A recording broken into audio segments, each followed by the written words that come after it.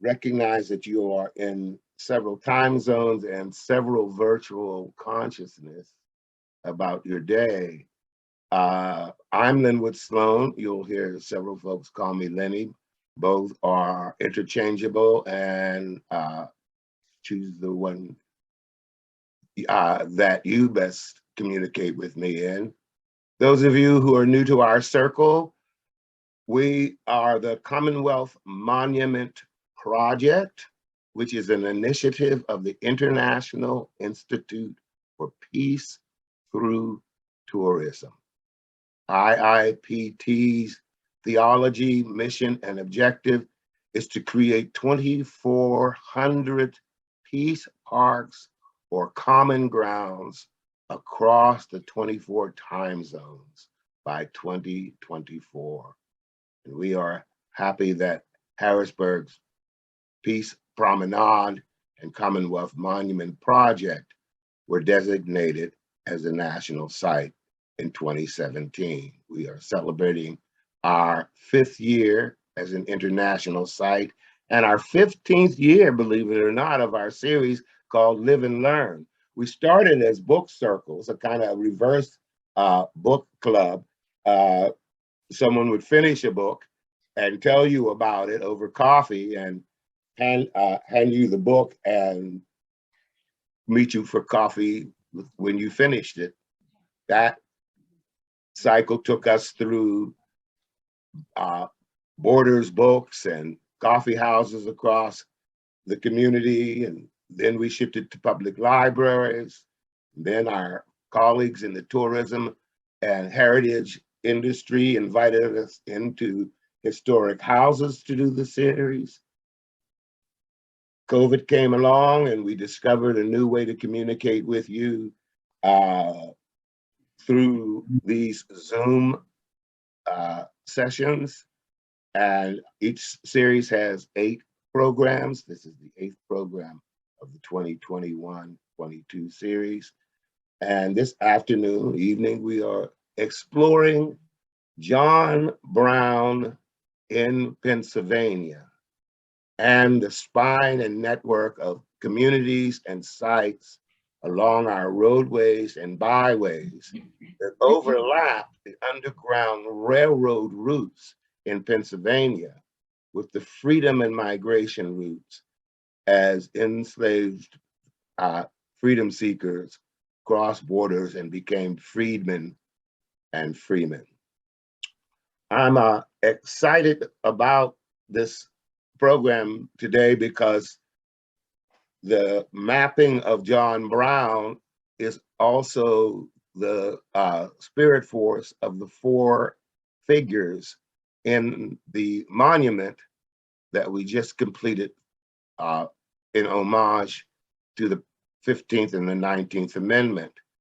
The monument is called A Gathering at the Crossroads, and the 4 figures are life-size in tableau vivant, where Frances Ellen Watkins Harper hands back the 15th Amendment to William Howard Day with an expression as though she was saying, "Good friend, I don't see myself in here anywhere."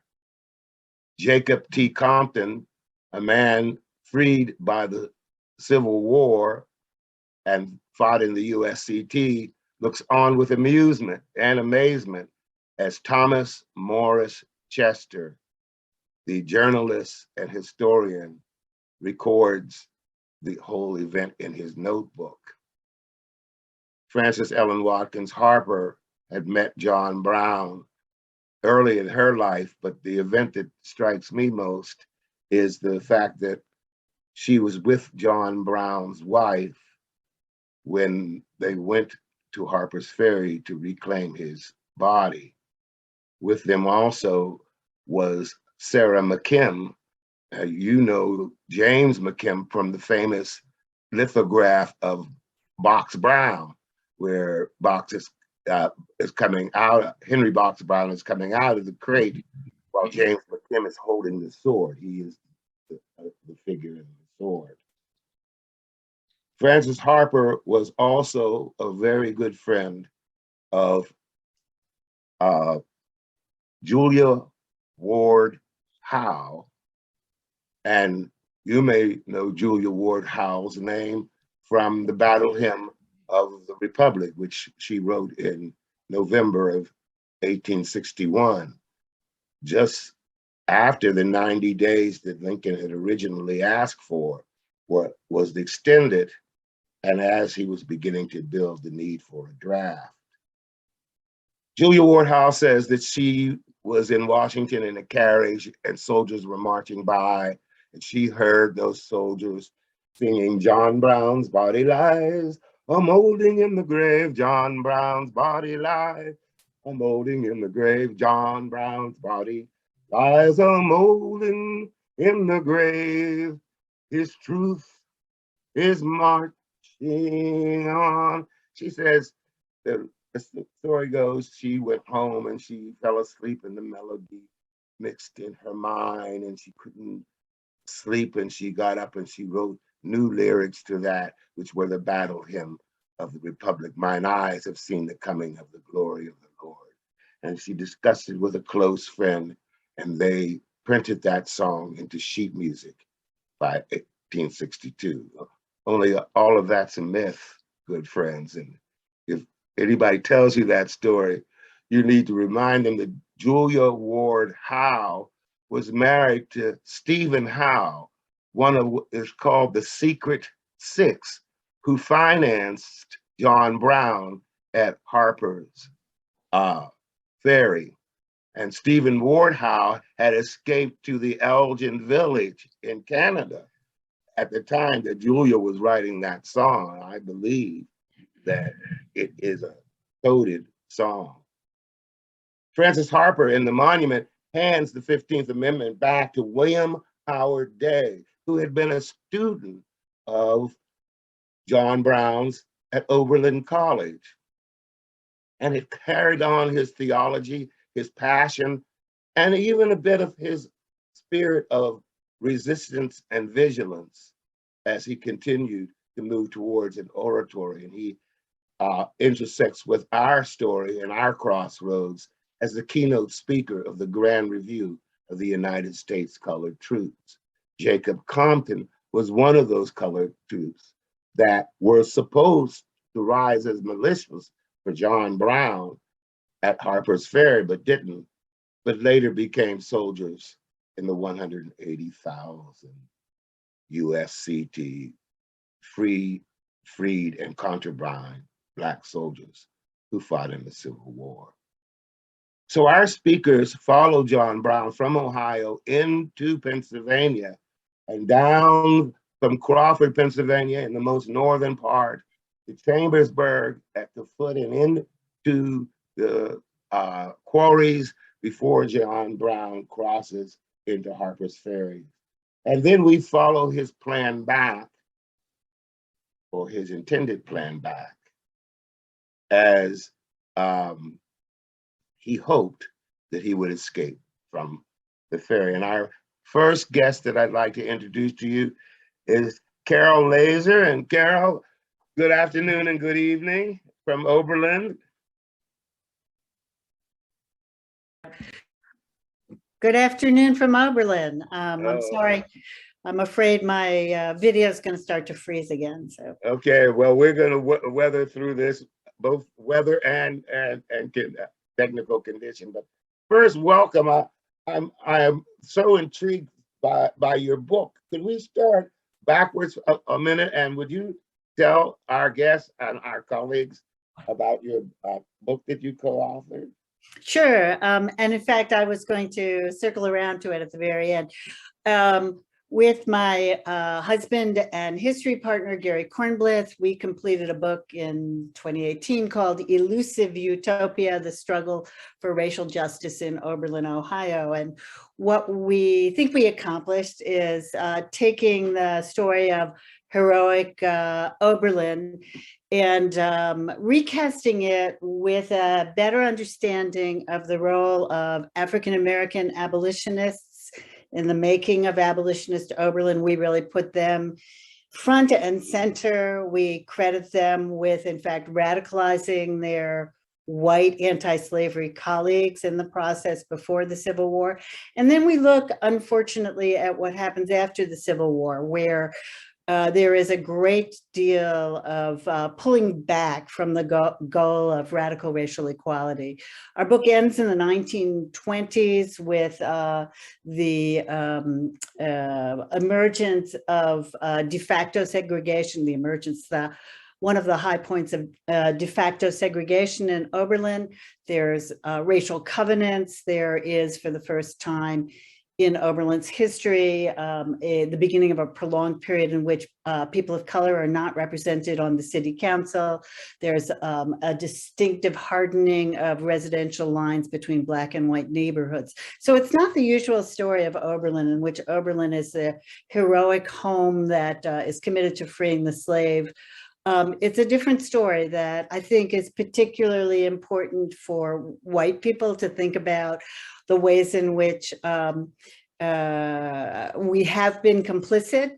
And it's an important story for people of color in that it recasts who the really critical catalysts, if you will, to changing and radicalizing anti-slavery in Oberlin, who those people were.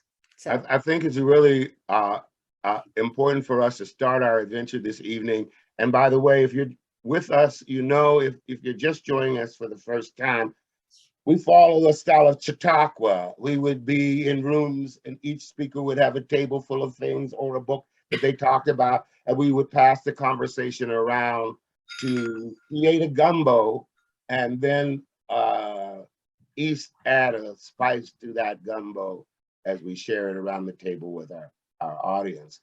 So we're starting with the New Orleans tradition of first you make a roux.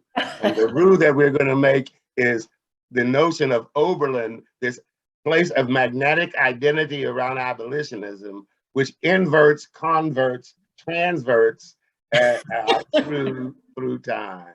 Carol, talk to us. Tell us. okay, well, that is really great. Can I share my screen now? Yes, ma'am. Okay, thank you, Lenwood. That is so lovely. I am so pleased to be here. It is really a pleasure to join your group. And let me introduce myself, not as the Emerita Professor of History, which the person who wrote that book, but as the manager of the Wilson Bruce Evans Home Historical Society. We were formed in January of 2021 to bring together the descendants of Wilson Bruce Evans, an African-American abolitionist, and Oberlin history buffs and local activists. Our mission is restoring this home. This was the house that Wilson Bruce Evans built with his own hands between 1854 and 1856. He had arrived from North Carolina, more on that in a moment. He lived in this building when he participated in the Oberlin-Wellington Rescue. And we believe he had freedom seekers in this house. We're putting together a house museum and an interpretive center that will broadly tell the story of Wilson Bruce Evans, his descendants, and more broadly, the struggle for racial justice in Oberlin and in the United States. Now, while that struggle for racial justice might all by itself tie us to John Brown, there's actually some closer connections. Here we are standing on the porch of the house, looking across. Can you see what I'm pointing at here? This is a monument to Harper's Ferry. It's right across the street. And it is an obelisk with an inscription almost faded away right here that says, "These colored citizens of Oberlin, the heroic associates of the immortal John Brown, gave their lives for the slave. Et nunc servitudo etiam mortuo est laus Deo." For those of you whose Latin is a little rusty, that means, and now, thanks be to God, slavery is finally dead. On the other three sides of the monument are inscriptions, one for S. Green, died Charleston, Virginia, December 6, 1859, age 23 years. J.A. Copeland died Charleston, Virginia, December 16, 1859, aged 25 years. And L.S. Leary died at Harper's Ferry, Virginia, October 20, 1859, aged 24 years. Now, the Evans home is connected to these two young men, Lewis Sheridan Leary on the left and John A. Copeland on the right, by more than just physical proximity. Lewis, in fact, Wilson Bruce Evans was the brother-in-law of Leary and the uncle of Copeland. And they were all connected to the struggle against slavery that took these two young men through Pennsylvania and onto the Kennedy farm in Maryland, where they participated in the Harper's Ferry raid. Carol, yeah, could we pause here just for a moment? Sure. So that our guests can look at these two pictures again, because so many of us have used these pictures as we talk about this movement without being able to identify who these men were.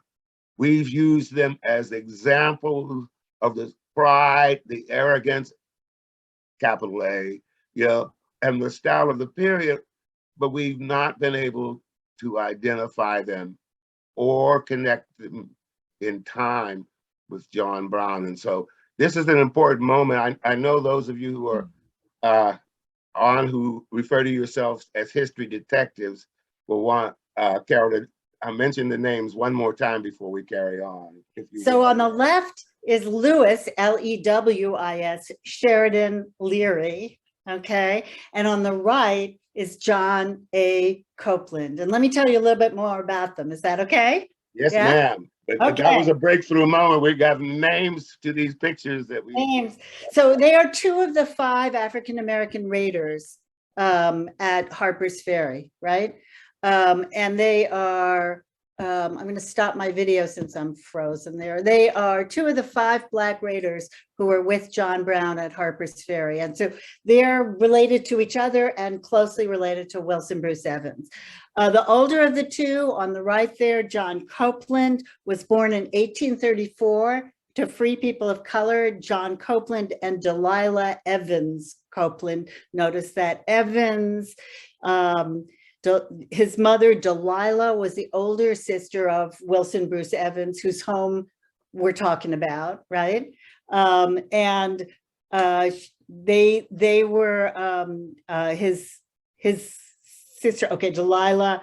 By 1843, John Copeland Sr., that is our John Copeland's father, and his mother, Delilah, had had enough of North Carolina. North Carolina had been one of the better places for free people of color, but in the 1830s started really carving away at the rights of free people of color. And by 1835 had removed the right to vote from free people of color, had clamped down on educational possibilities.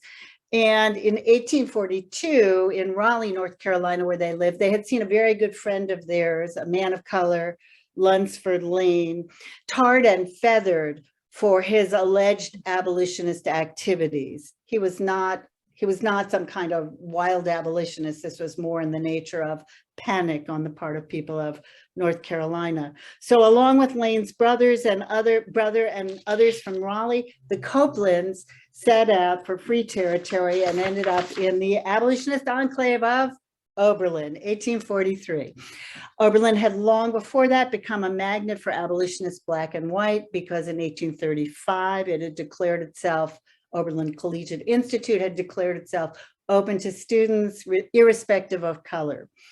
So it had attracted free people of color from the South and black and white abolitionists from the North, including William Howard Day, an Oberlin College graduate, right?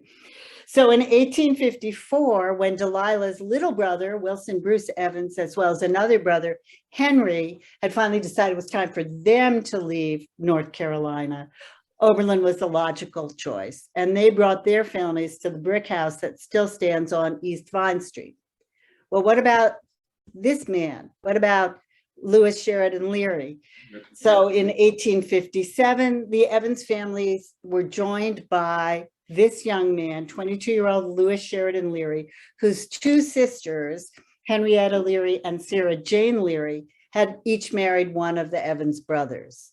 Got that? It's a complicated genealogy. And so here's a genealogical chart that you could look at for hours.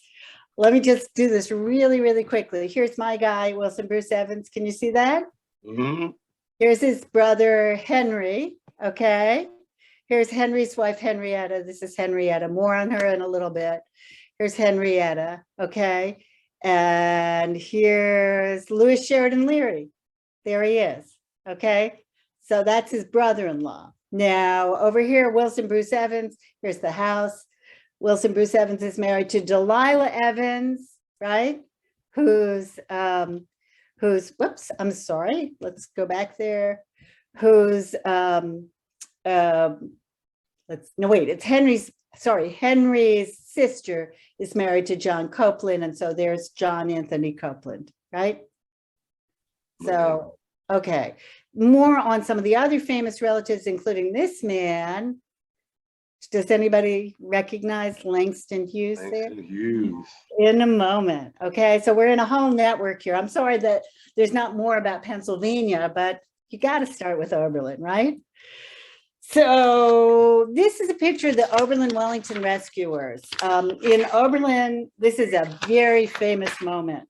On September 13, 1858, a young freedom seeker, John Price, was kidnapped by man stealers and taken south to Wellington, where his abductors wanted to put him on a train and return him to enslavement. Well, Oberlinians, black and white, townspeople, college people, mostly male, but not entirely male, stormed 7 miles south to Wellington, surrounded the hotel where he was being held, and eventually managed to break down the door of the hotel, get John Price, throw him into a wagon, and bring him back to Oberlin, where he was hidden for several days at the home of James Harris Fairchild, later the college's president. And then we think, with the help of John Copeland, taken up to Canada and freedom. Okay, so the rescuers were jubilant, as was the town of Oberlin, but the federal government was not so happy and indicted 37 rescuers for violating the fugitive slave law of 1850. Among those indicted were both Evans brothers, Leary and Copeland. Well, Leary and Copeland were kind of no-shows for the roundup that brought these men to the Cuyahoga County courthouse. But Wilson Bruce Evans, who is here, wait a second, Wilson Bruce Evans is here. Whoops, sorry, go backwards. And Henry Evans, who's here, were part of those indicted and brought to trial. In protest for what they said was an unjust trial, they preferred jail, no bail, and here they are being held in the Cuyahoga County Courthouse. So this is the great celebration. They're actually released just before July 4 and sent home after a deal is cut between radicals in Lorain County, who threatened to hold the slave kidnappers as the man stealers as kidnappers if the Cuyahoga County does not release the rescuers. So they cut this deal and the rescuers go home. All right. Less than 3 months later, John Copeland and Lewis Sheridan Leary meet with the man on the left, John Mercer Langston, one of Oberlin's most famous graduates, one of the first Black lawyers in the country, one of the first Black graduates of Oberlin College, an abolitionist leader, an educator, and the brother of Charles Langston, the only indicted rescuer to serve time in jail, one of only 2 indicted rescuers to serve time in jail. Now, Langston had called Copeland and Leary there because he had with him John Brown Jr., who was looking for recruits for Harper's Ferry on the right there.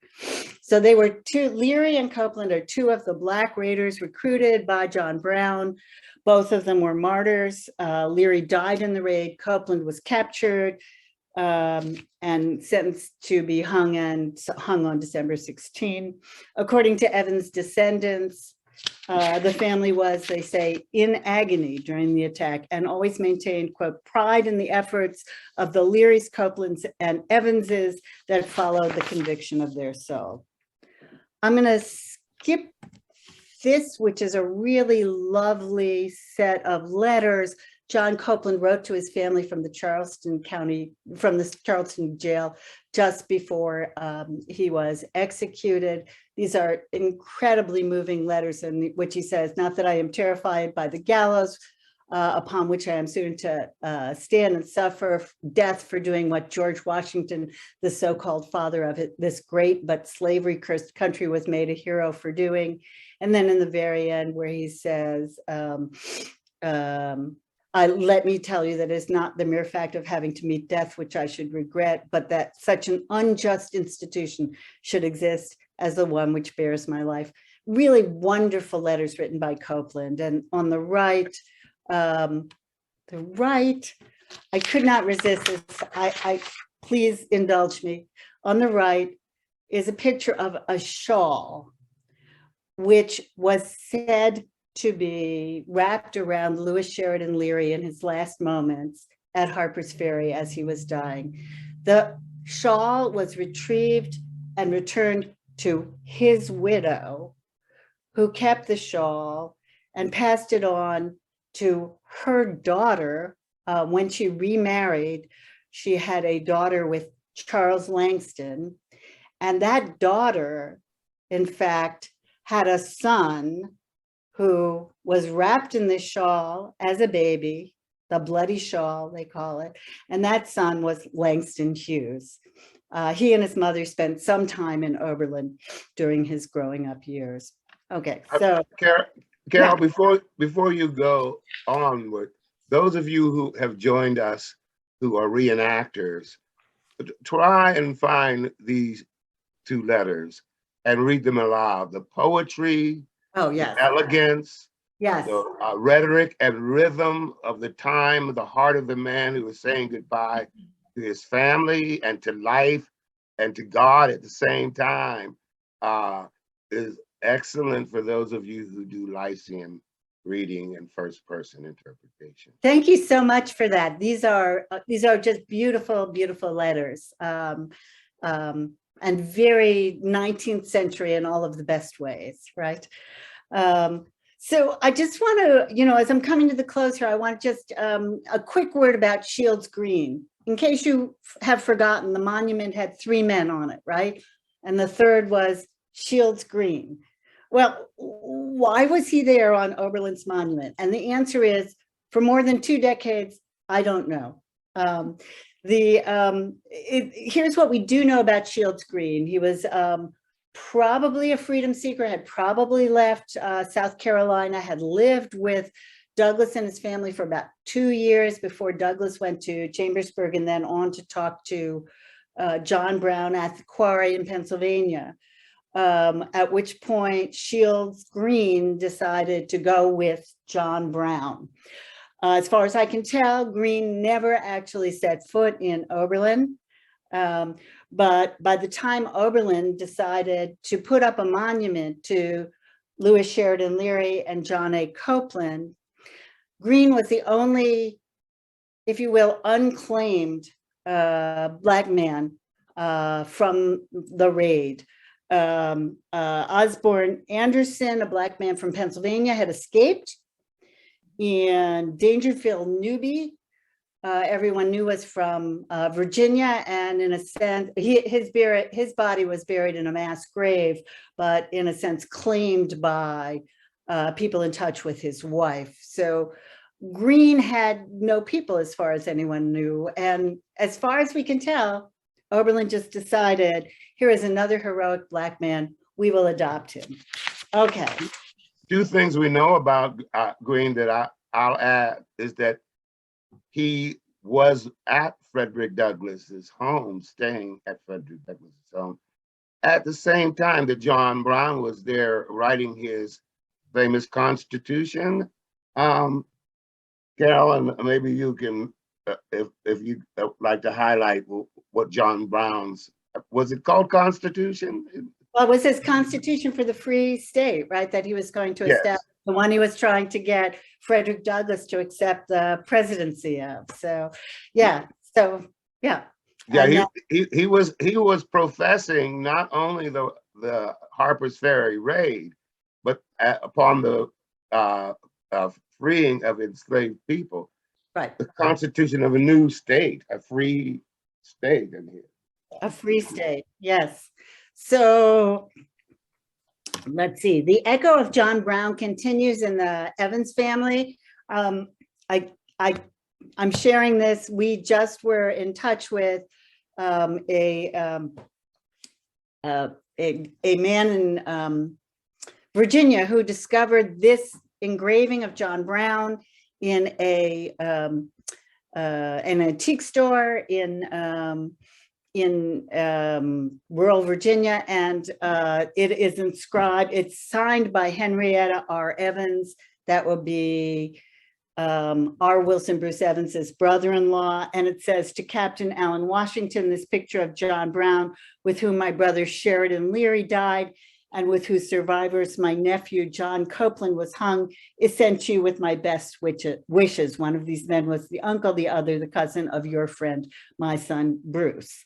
And it's dated December 10, 1905. So there remained for many, many years a really close feeling of association between the Evans family, right, and John Brown. So that's a really quick tour, and it brings us back to the Evans Home Historical Society. And now it's time for my shameless plug. Is that okay, Lenwood? Yes, ma'am. Okay, we're a grassroots organization. The restoration of the building is underway. We're deeply involved in rehabbing this, and it's a labor of love and a love fest between members of the community and descendants of Wilson Bruce Evans. We really do want to bring the building back to life, not just as a house museum, but also as a gathering place for the community. And we are especially committed to using it as an educational site for the children. We really think that there's an important way in which people will experience this history of a Black abolitionist and his distinguished family, many of whom went on to become educators in subsequent generations, as inspirational. And we really, again, especially want to share this with the children, Oberlin school kids, but kids from all over Lorain County, all over Ohio, and all over the nation. We would love your help in telling this story of Black abolitionist leadership, and particularly leadership in the struggle for racial justice. So my plug here is go to Evans HHS or email me at manager@evans.org. Oh, I'm sorry, it should be evanshhs.org. Yeah, right. And join us and follow what we're doing. We know we'll be doing something for Oberlin's annual Juneteenth celebration coming up. Watch for that, and watch for us also. We'll be celebrating the 167th anniversary of the Oberlin Wellington Rescue and our second annual meeting of the Wilson Bruce Evans Home Historical Society in the fall.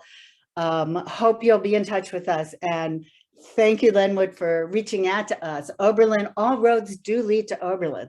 And then they lead from here out in a variety of ways.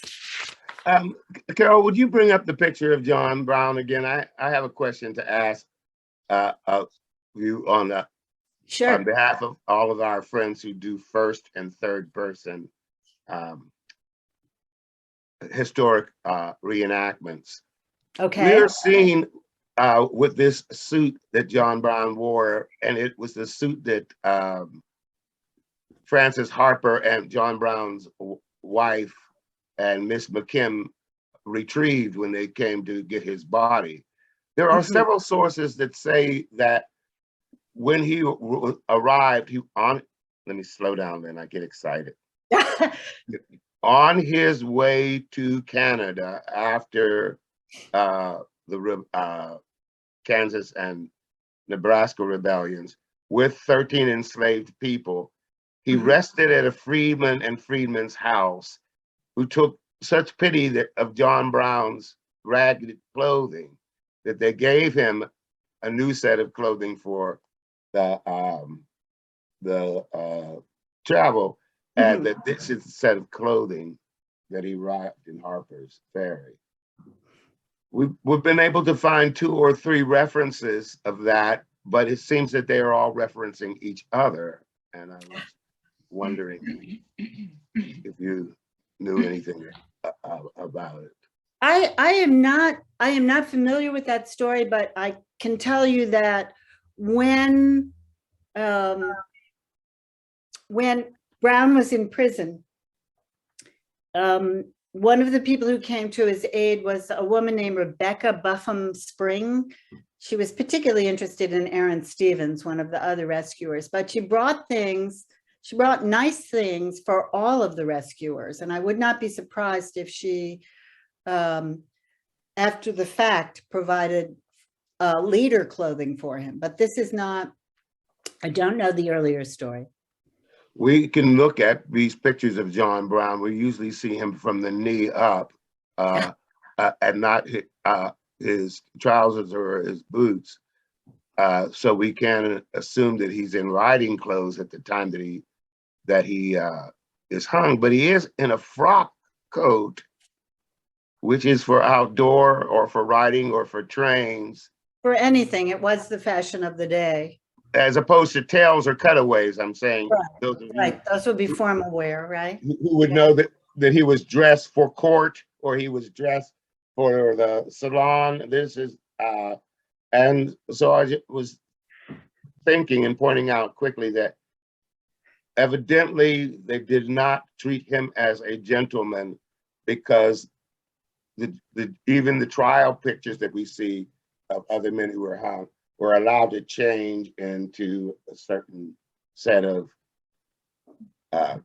clothing behoving of a gentleman inside of a salon or a ballroom.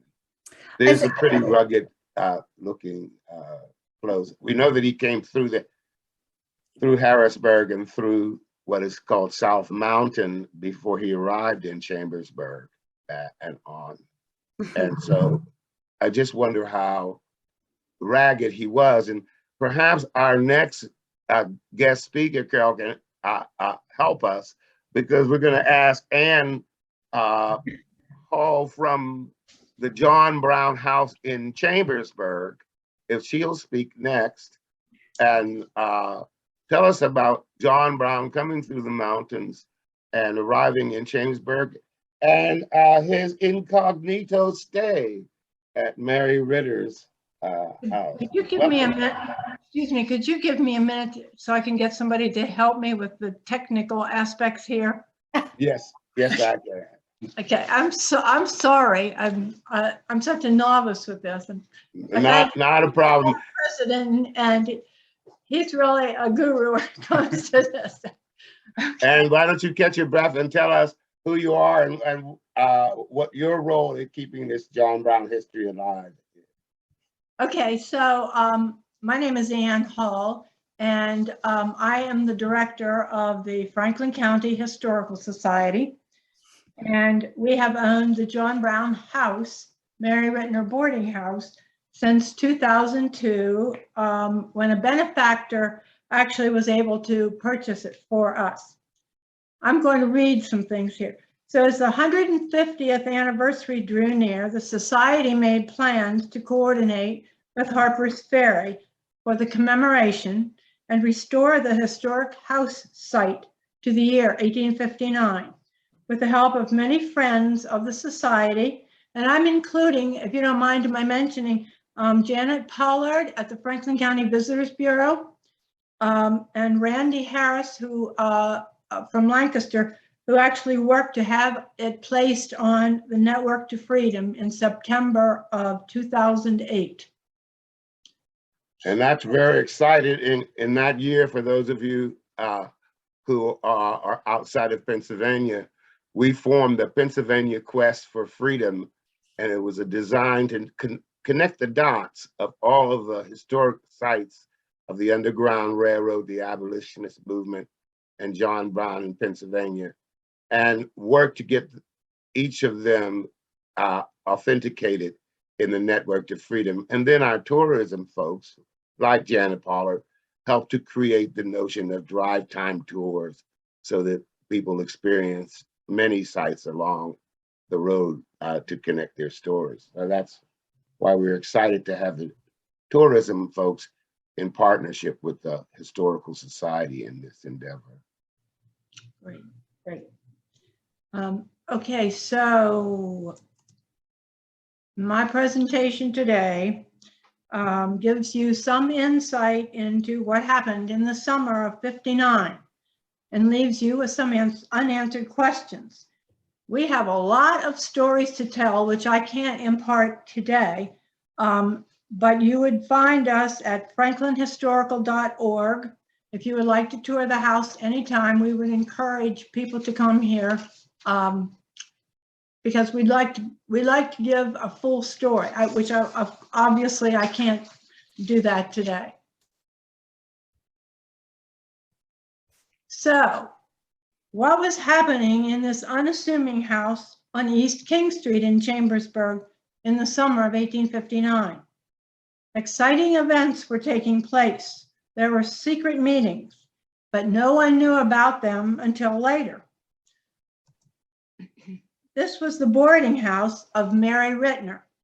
She was the widow of Abram Rittner, who was a conductor on the Underground Railroad, as well as the Cumberland Valley Railroad that went north from here. Abram's father was ex-governor Joseph Rittner, who was governor from 1852 to 1832 to 1835 in Pennsylvania. He was an abolitionist, and he was a close friend of Thaddeus Stevens. So we'll talk first about John Henry Kagi. He came to Chambersburg in late April or early May of 1859. He was known only to everyone here as John Henry. He had been elected Secretary of War at Chatham in Canada in May of 1858 during the secret conference that John Brown convened when the Provisional Constitution was written. So I have the front of that. According to a boarder in the house, John Henry Kagi was educated, attractive, a writer and debater, a lawyer who fought against slavery in Kansas, and most importantly, fiercely devoted to John Brown. He spent time in jail in Kansas. He was a sharpshooter, and he would die for the cause and for John Brown. Kagi stayed until October. He walked the town, he made friends, he talked with the citizens, he made a friend of Henry Watson, who was a black barber in Chambersburg and a conductor on the Underground Railroad, and actually was the person who put everybody together here.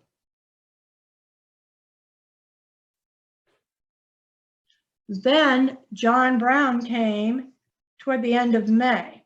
And if you'll notice the difference, Lenwood, if you'll notice the difference, he's still dressed. He probably has a frock coat on there, I can't really tell, but he's still dressed without his beard. He's known as John Brown right now. So he came and stayed around the end of May in an upstairs room, or perhaps. And could you pause for a moment? I want all my friends who are reenactors or interpreters to notice the collar on his shirt and the difference of the collar that was on the shirt in Carol's picture. This is a salon or a ballroom dress, darker clothes. The others seem to be brown or tanny or velvet.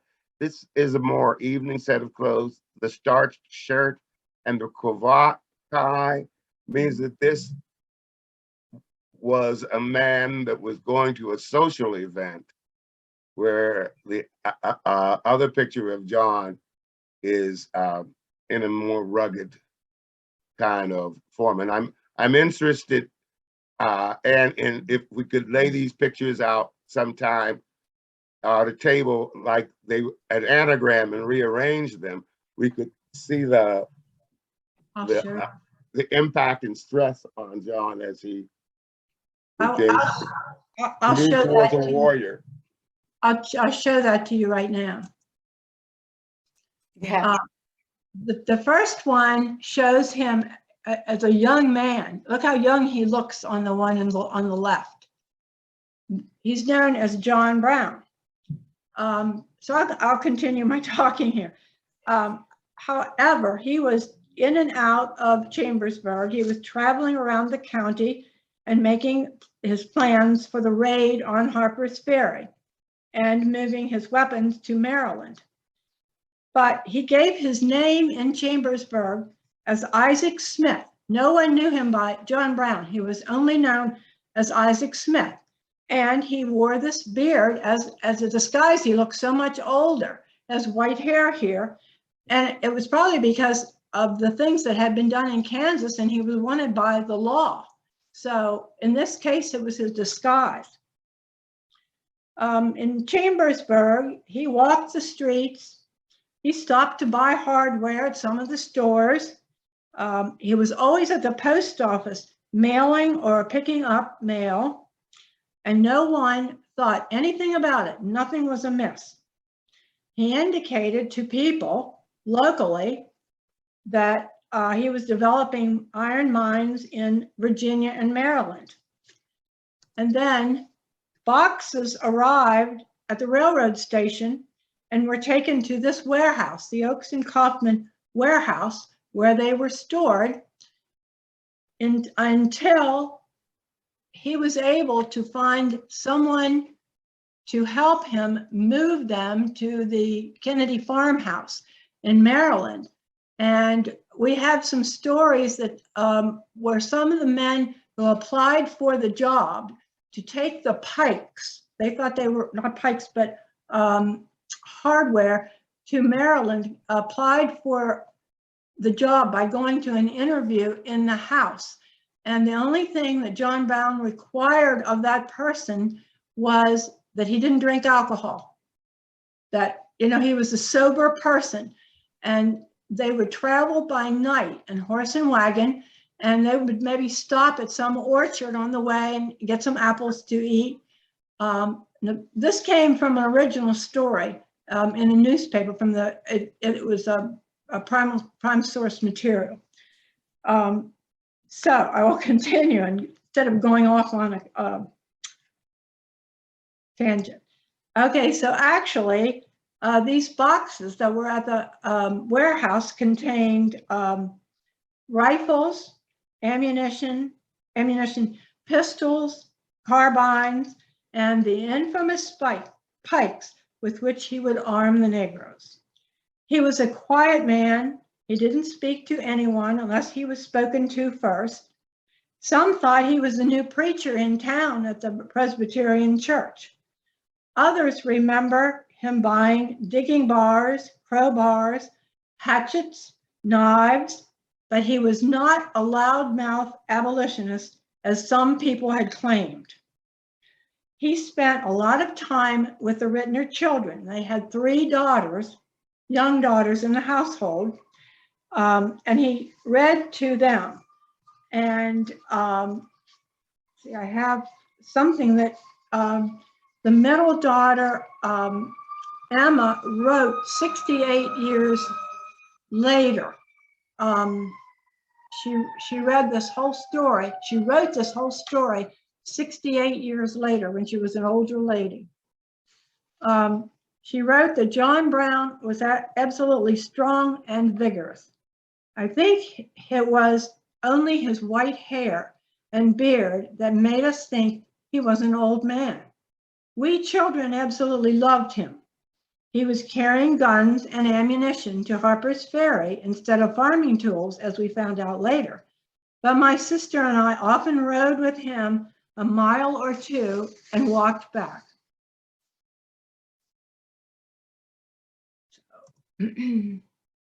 This is the picture of the middle daughter, Emma, about 60 some years later as an older woman. And she actually made one more trip to Chambersburg in the 1927 time period, so she could tell people about what happened in that summer of 1859. Okay, so I continue. Most of John Brown's men were in and out of town also. So I have some of the men you've already seen before. His sons, John Jr., Watson, Oliver, and Owen. Jerry Anderson, and I'll refer to these men as Tid, as one person. Tid, Miriam, Hazlitt, and the Coppock brothers, they were all in this house at one time, at one point during the summer of 1859. And while the black men, Leary, Copeland, and Osborne Anderson, stayed with our barber, Henry Woodson, the conductor on the Underground Railroad. But also, John Brown's daughter, Anne, and his daughter-in-law also passed through town. And I'm going to quote something else from Emma's letter. Other men came to town also. They came from Harper's Ferry.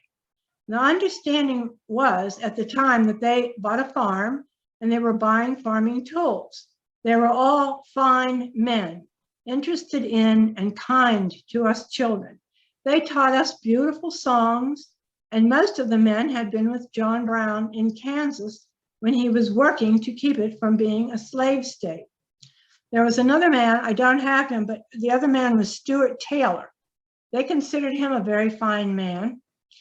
But Mr. Henry, this is John Henry Kagi, Mr. Henry said that Mr. Taylor could not stay very long, but that he, Mr. Henry, would teach us. So every day we had a lesson in reading and in writing. And then Mr. Henry would tell us stories about the West, meaning Kansas.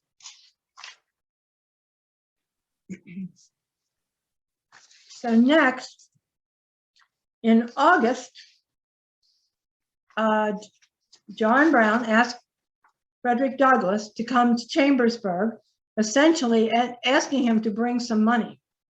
Douglass arrived only to be recognized, and he was asked to give a lecture in the town hall. When asked what would be the subject, he responded, "I have only one subject, anti-slavery." The next day, Saturday and part of Sunday, he met with John Brown at the local quarry with Kagi and Shields Brown, the black man who was a friend of Douglass. It was at that point that Shields Brown decided that he would stay with John Brown. He would not, or Shields Green would stay with John Brown. The taking of Harper's Ferry was John Brown's sole purpose, and he wanted help from Douglass. The slaves would listen to him and rise up. This was the army that John Brown wanted and needed. But Frederick Douglass realized this was an attack on the federal government, and it would become the perfect steel trap, and Brown would never get out alive. Douglass refused to help. He wanted to do this another way, and he left for New York the next day. During the summer of '59, these men brought very little attention to themselves. People did not realize who was living among them. When they did, in October, many of the townspeople were shocked at what had transpired right before their eyes. But all 7 fugitives who had escaped Harper's Ferry came back or tried to come back to Chambersburg.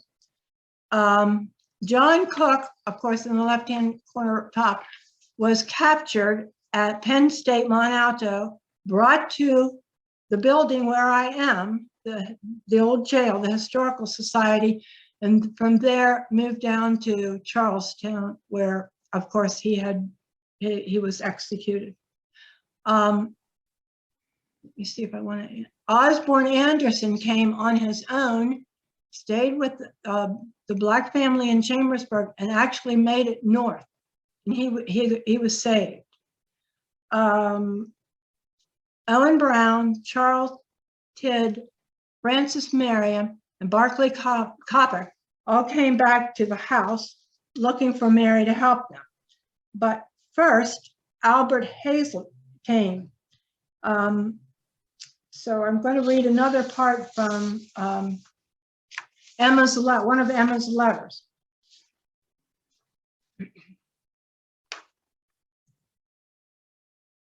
Let's see, what did I do wrong here?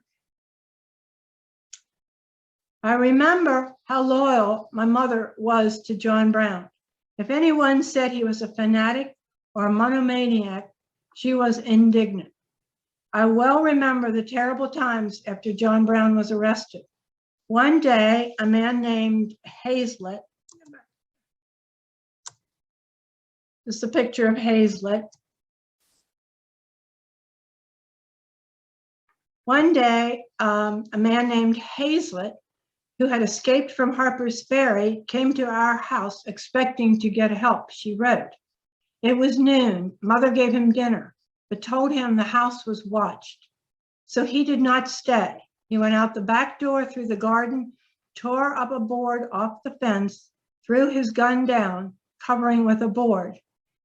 He would manage to make it on the Cumberland Valley Railroad, which was just a half a block from here, but he was captured on the train and taken to the Carlisle jail. So he was one that didn't make it. He was eventually sent to Charlestown. So continuing Emma's letter, our house was searched in a little while. Someone had seen the man come in. A night or two later, two men came with a pole knocking on our chamber window. They were the other four men. They said, we're going to rescue Hazlett, one of the bravest men that ever lived. They expected to find someone here to help them. But mother, Emma's mother, Mary Ridner, could only give them food. She was afraid they might be captured, and she was absolutely afraid to trust anyone at this point. This was in October. So, did Mary Ridner know who John Brown was and what he was all about? What do you think? Do you think she knew who John Brown was? Do you think she knew what his plans were? Anybody have anything they would like to add to that? I think that because of her father, the governor's long history in the abolitionist anti-slavery and underground movement, she must have been connected to, if by 6 degrees of separation, to John Brown and the movement that was going on. But I'd love to hear Carol's opinion or some of the other panelists. And has Dr. Doherty been able to join us?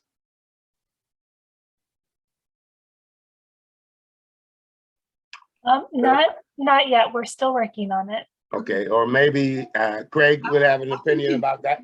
Do you? Could I continue? Yes, ma'am. Okay. So the National Park Service considers the raid on Harper's Ferry the opening of the Civil War. John Brown intended to overthrow the government. So was he a terrorist or was he a savior? What do you think? Any thoughts there?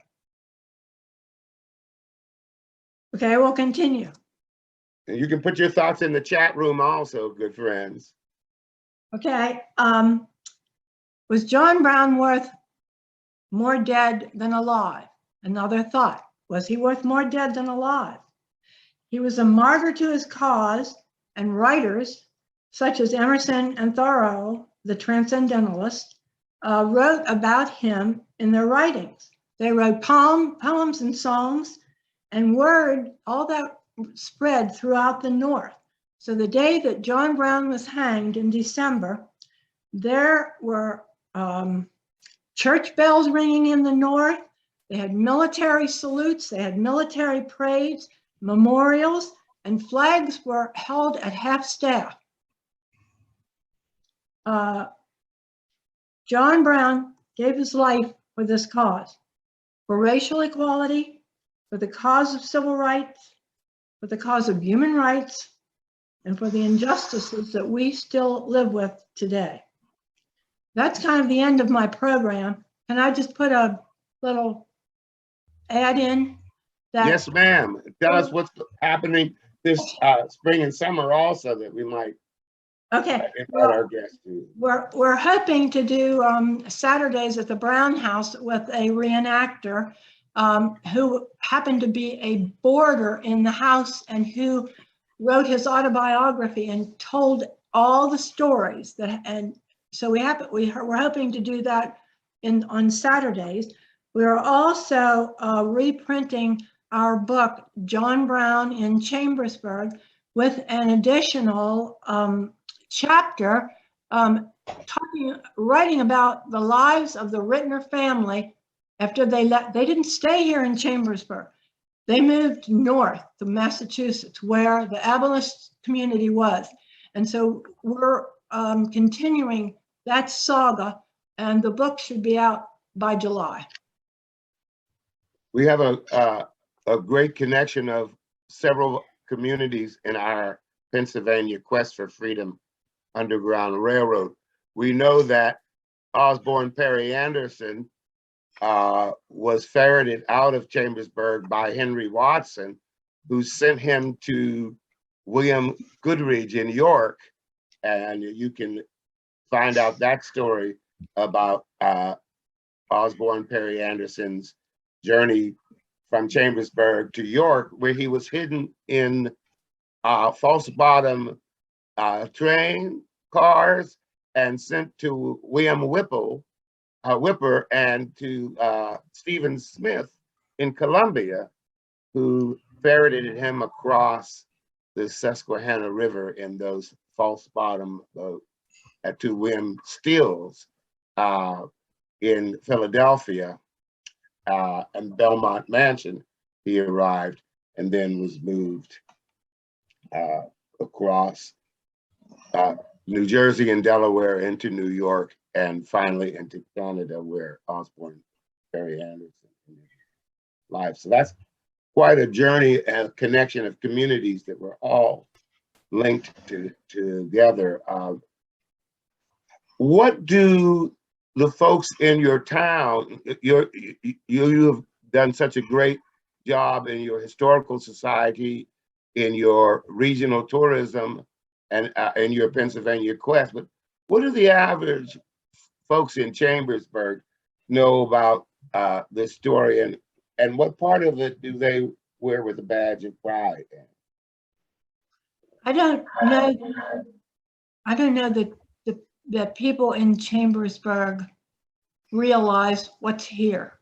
I'm not sure. They go by these homes. We have, they go by the John Brown house, Mary Rittner boarding house. We have a sign out there. We have a sign here at the Historical Society. And a lot of people tell us they don't know what's inside. So we have to do a better job of promoting both, I think. Janet does a very good job of tourism as far as bringing people here. I think the people hear about in Gettysburg also, they hear about the John Brown house, because we have a lot of people coming over the mountain from Gettysburg. I don't know a lot about what the local people say. We have a lot of tourists who come here that's what they want to see, the John Brown house. Yes, I'm hoping that we can create a kind of each one teach one relay where our colleagues in Gettysburg who tell the stories about Basil Biggs then pass people on to you and to Chambersburg, and on to Shippensburg and the great work that they've done there, and on to Harrisburg and Perry County. And the great news is that Route 11 and 15 pass through all of those communities. And so it is a great drive time experience if we share and tell stories.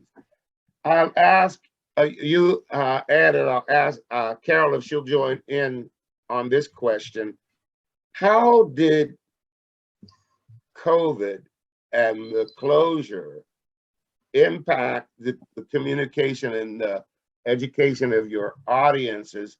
And what are your strategies for reopening safely, restoring people's knowledge and reuse in the coming tourism and travel season? Mm-hmm.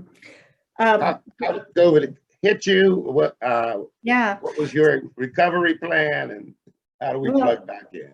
COVID is the COVID shutdowns hit the city of Oberlin very hard, and we lost several beloved restaurants. The college was out of session, and then in a very strange set of sessions that did not correspond to what the calendar year was like. But I will say this: that is the Wilson Bruce Evans Home Historical Society, was actually born during COVID. And while we've been sitting around here and talking about the ways in which we're all kind of digital immigrants and we don't really get this, it gave us a chance to bring together virtually people who probably would not have come together if we had had to organize on the ground. So for my little society, the COVID epidemic served as a terrific incubator in which we got to know each other online, organize ourselves online, reach out to a public that was all over the country, and get people excited. But we look forward to opening a real tourist season in the coming year. And Anne, how did that COVID impact your visitors, your capacity for people to understand your experience, and how are you plugging back in, if I can use that term, as you reopen? We were closed for about 3 months, but we have been open. I can't say that COVID, there is a lot of COVID in Franklin County. There was a tremendous amount, but I can't say that it affected us a great deal because we still had people come. I mean, of course, everybody had to wear a mask and so forth, but I can't see that affected us that much. And we've come back. We've really come back in 2021. People are coming here, so. Well, I think you two ladies have assets, historical treasures, and real brick and mortar challenges of sustaining, maintaining through conservation, preservation, restoration of historic houses. I really applaud both of you for sharing and caring and also treasuring these pieces of his story as he leaves Oberlin and via Kansas comes into Pennsylvania, and as he leaves Pennsylvania for both Harper's Ferry and his destiny. He too writes some very beautiful letters from the cell. I compare them, Greg, to the letters from Birmingham jail. If you read them together, the reflections of those two men who know that they may not make it out. I'd like to introduce next Craig Stallman, because we know that the John Brown and his men were segregated in death, even as they were segregated in life. I think that was interesting, and about talking about that the men the white men could stay in the house, even as many as there were, but the black men were separated. So, Greg, you know, we are separated in death, even as segregated in death, even as we are segregated in life. And that brings us to the work that you are doing in the historic Eden Cemetery, where Francis Harper is buried, and I know you'll share that. But also the notion of why there is a section of that cemetery named after John Brown, and why did Philadelphia pick up John Brown in life and death and embrace him so much? So welcome, Craig Stallman from the Eden Cemetery, and also I hope you'll cap it by telling us a bit about the Toni Morrison Society. Thank you, Lenwood. It's really wonderful to be here today among all these great guest lecturers and speeches on John Brown and his memory and what happened. And I want to start with actually a film clip, a 2-minute clip on Eden Cemetery, and it gives you a background. I'll get into that. I'll summarize that as well, and then kind of take it forward to John Brown, the John Brown section, Harper, and all of these important stories. So I'm going to share the screen here. It should hopefully work. Let me try this. Okay.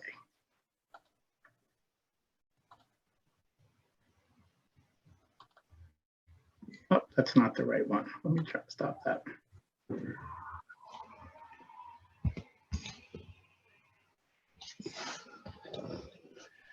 And while you're waiting, I think I'll welcome Dr. James Doherty, Jim Doherty, who I believe has been able to join us. Great. Maybe. So we're taking it out of order, but I found it. Can hear you. So, oh, good. I'm glad that he could join us now. That's great. Yes. And I did find the problem here, so I should be okay. I'm ready to go.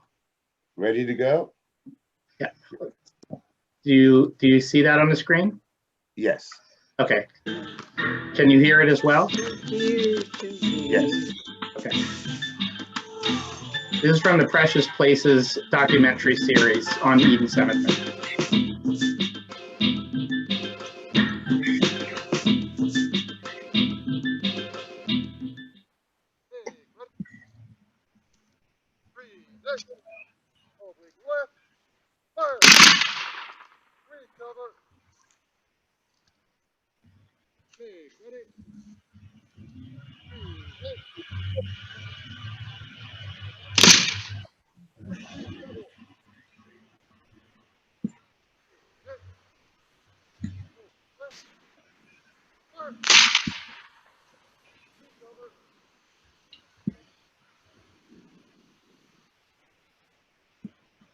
Make me a grave where you will, in a lowly plain or a lofty hill. Make it among earth's humblest graves, but not in a land where men are slaves. This is a silent community of 90,000 residents with such dignitaries as Cato and William Stills and Francis Harper. For us, it's a site that connects the dots of a story of civil war and civil rights. The incredible leadership that rests here, the memories that reside here, the important struggle of the legacy of the people that are interred here. It is our duty to point to the fact that buried in these grounds are people who have achieved and have literally shaped the face of America, buried right here at Eden Cemetery. And that is one of the tasks that we have, is to tell the story. Back in the 1770s, 1780s, it was interesting in Philadelphia near 6th and Locust, 6th and Walnut. Today it's called Washington Square or Congo Square. But back in the 1780s, 1790s, it was actually a pauper's grave.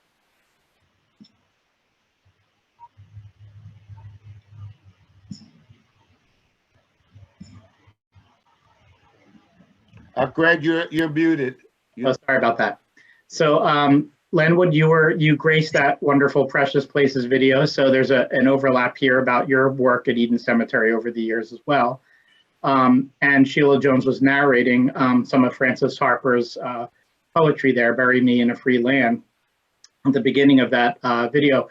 It started to talk about the burial grounds in the city of Philly. And basically, it's the Free African Society in the late 18th century with Absalom Jones, Richard Allen, and others who are petitioning for equality and civil rights in terms of burials, in terms of having, at the very least, land for burials, even if they're going to be African American, because of segregation, because of strangers' burial grounds. You do have churchyards that are certainly burying African Americans. And this story, I think, is kind of a story that is echoed all over the country, you know, even though it's also happening here in Philly, and significant advances in Philly with these petitions. So other than churchyards, you end up getting the two major independent African American cemeteries, non-sectarian, and cemetery companies in Lebanon and Olive in 1849.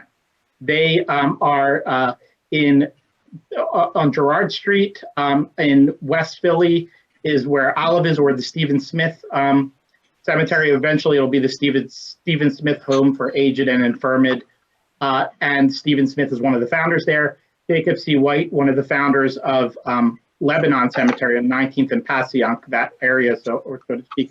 Both of those cemeteries get reinterred at Eden. So when Eden's history opens up in Collingdale, Delaware County in 1902, when it starts with the 5 founders who, among them, John C. Asbury, a lawyer who made sure that they would be able to open and were able to go beyond the injunction placed on their first burial with Celestine Cromwell and fought through that.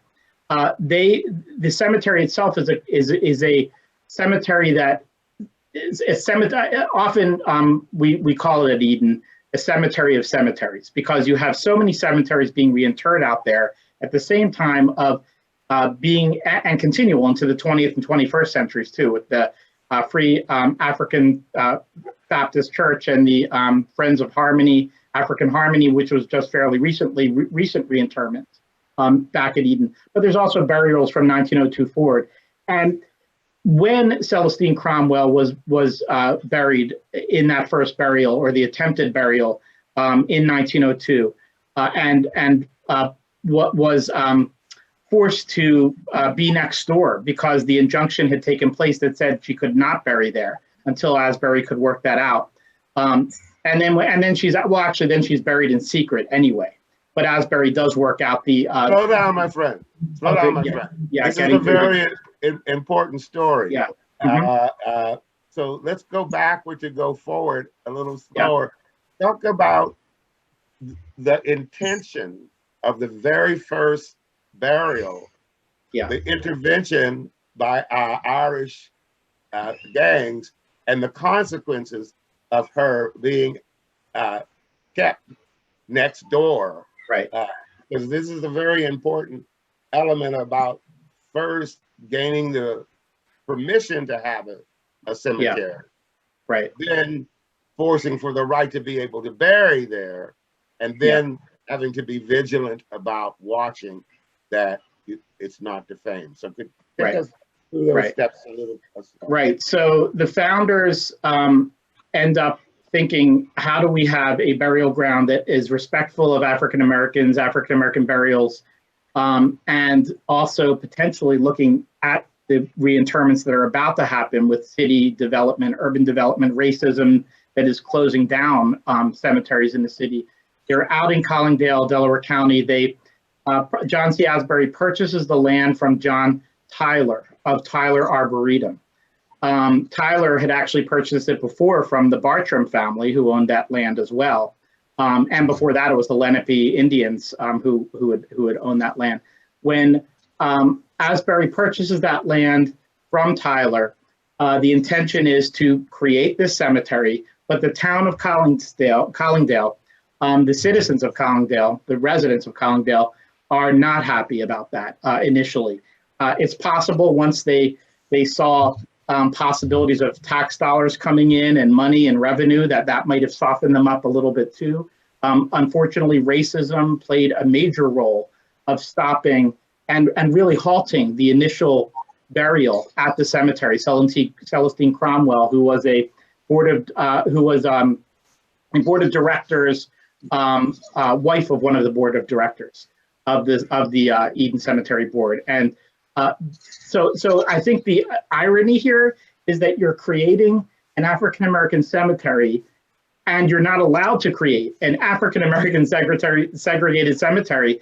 A big irony. I often think of the Niagara movement with W.E.B. Du Bois in 1906, going up for a civil rights platform with his founders and being forced to go to Niagara in Canada, because in Niagara in New York, he's not allowed into the hotel, basically proving his point that we need a civil rights movement.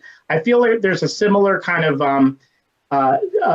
atmosphere, you know, in this area. The townsfolk were trying to stop that cemetery from being in existence at the beginning. And John C. Asbury, one of the founders, was an African-American lawyer who eventually becomes a Pennsylvania State House of Representatives member in the 1920s. He pushes that through the courts and goes through their injunctions.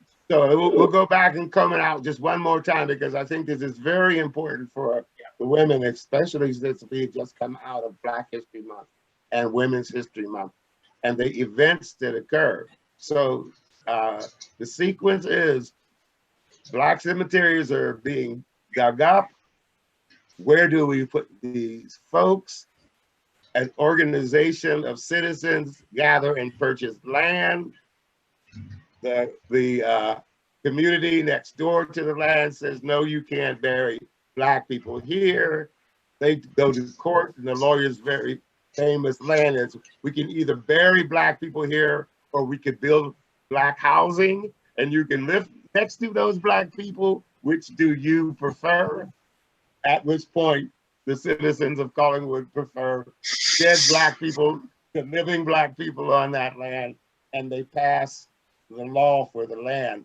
But when the free Black woman of class, who is the wife of a founder, dies and is ready to be buried, and her funeral cortege is approaching the cemetery, the citizens of Collingwood erupt.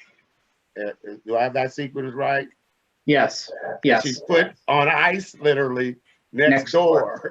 At Mount Zion Cemetery, right. Zion Cemetery, until her case can be decided and they can go on. What a beginning for this cemetery. Why do we have a section called John Brown?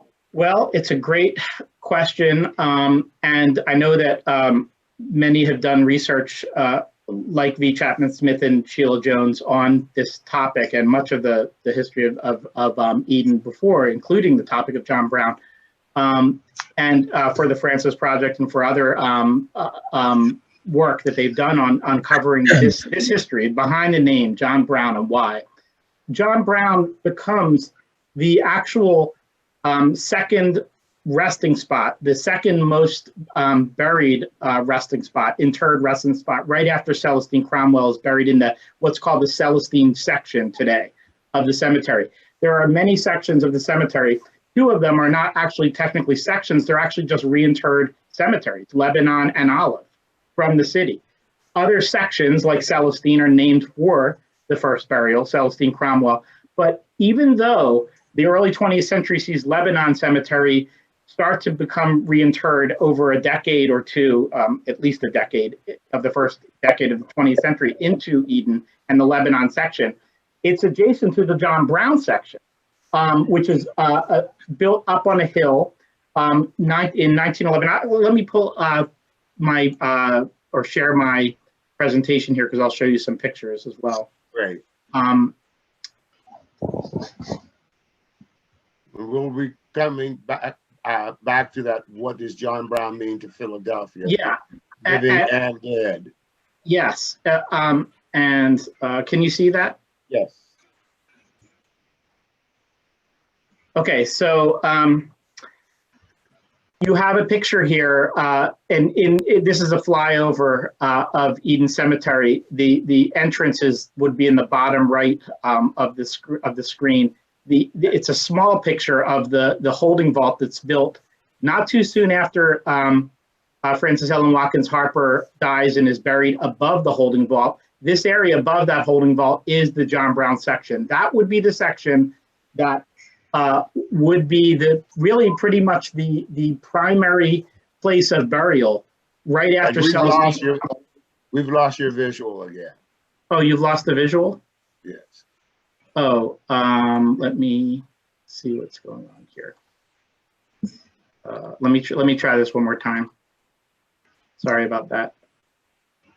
So Lebanon and Olive are really smaller cemeteries that were just conjuncted under the same banner of Eden, but John Yes. Brown and Celestine are separate. Olive and Lebanon were considered they're kind of like sections, but they're not sections. They were actually cemeteries that were, I don't know what you can see on the screen now. Let me try, hopefully. We can see your title slide and the hillside now.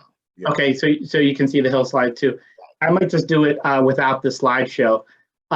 So on the hill, again, up there, above the holding vault that was built in 1911, you have Frances Ellen Watkins Harper is also dies and is buried then.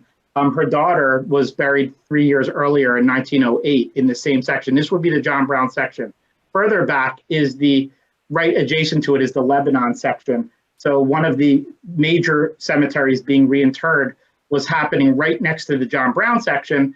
The John Brown section above the hill here, above the holding vault in that picture with the small little red door, would be the section where most people were interred, I'm sorry, in that first decade or two of the 20th century. The Celestine section is closer to the front of the cemetery, and there certainly would be burials there too, but that John Brown section would be a significant one from the beginning. We know why Frances Harper, and here's a picture of the original Frances Harper. Do you see that on the screen too? I just want to make sure it's coming through now. A picture of the original Frances Harper tombstone that was found after they after the memorial tombstone was being set up for her daughter and for herself above that hill. She certainly thought it was significant to be buried in John Brown. The founders themselves would have names for this cemetery, other names such as Douglas for Frederick Douglass, Lincoln for Abraham Lincoln, Brown for John Brown, Celestine, as I mentioned before, Lebanon and Olive. So you have a very interesting collection of names that are chosen by the founders as the initial section name and or cemetery names that are reinterred here. In the back there, across where that tree is, there's a road, and that would be across that road is the Lebanon section. So right next to this John Brown section is the Lebanon section. Frances Harper, who knew Brown, knew Brown's wife, was instrumental in his in terms of writing letters to Brown, and I have one of the letters coming up here, and to his wife, writing a letter to Brown when he was in prison, hosting his wife, writing to his wife. You, Lenwood, had mentioned earlier about his incredible collaboration with his wife in terms of getting the body and bringing the body back, and so much significance there of Harper. It's not surprising then that she would choose the John Brown section, to be her final resting place. Harper, who Frances Ellen Watkins Harper, originally Frances Harper, she would be she was an abolitionist, an educator, a poet, a civil rights advocate, a women's club leader, a suffragist.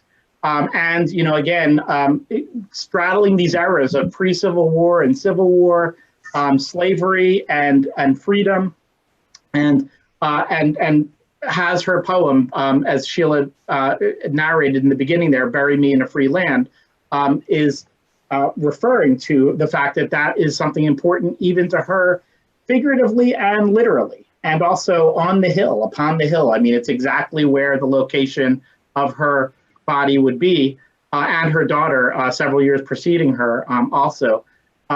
Here's a picture of her daughter and her in a book in the late 19th century. Her daughter Mary is on the left, who accompanied her and was involved in a lot of the same work as she was as well, and died young before her mom in 1908. And was buried first in the John Brown section 3 years before Frances would die and be buried there too. The other thing to remember in that area is she's flanked by two USCT soldiers on both sides of her.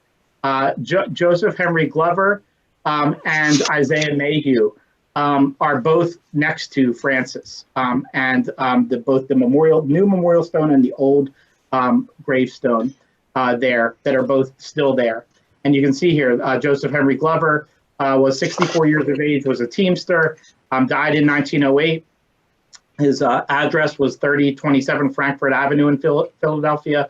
Isaiah Mayhew was 81. You have a lot of veterans, of course, dying and also being moved into the John Brown section, veterans of the Civil War. It kind of makes sense even in a timeline fashion, even though certainly people had died in the late 19th century and may have been buried in Lebanon or Olive and came over to Eden as well.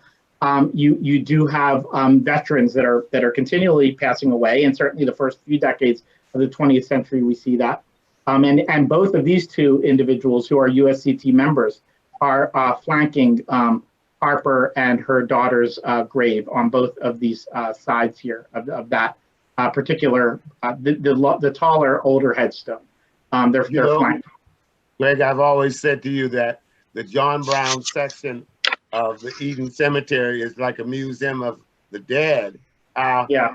How many guests do you have in that museum there? How many graves are in the John Brown? Well, 90,000 burials are throughout the cemetery. I'm not sure exactly of the number. Maybe afterwards we can get in the chat. Possibly Sheila Jones could write in the chat a number. I'm not exactly sure of the number. I do know this, though. It is the highest concentration of USCT soldiers and Navy officers in the whole cemetery are held in the John Brown section. So it's fitting, right? That's African American history. Some really important names are in that section. Could you just share the names of a few of the people who are in Frances's company? Yes, and I have a whole bunch of them here. Let me go down to move down a little bit here to the bottom. Here is Bradley Ray, who was moved out and reinterred into the John Brown section. And he was a USCT soldier.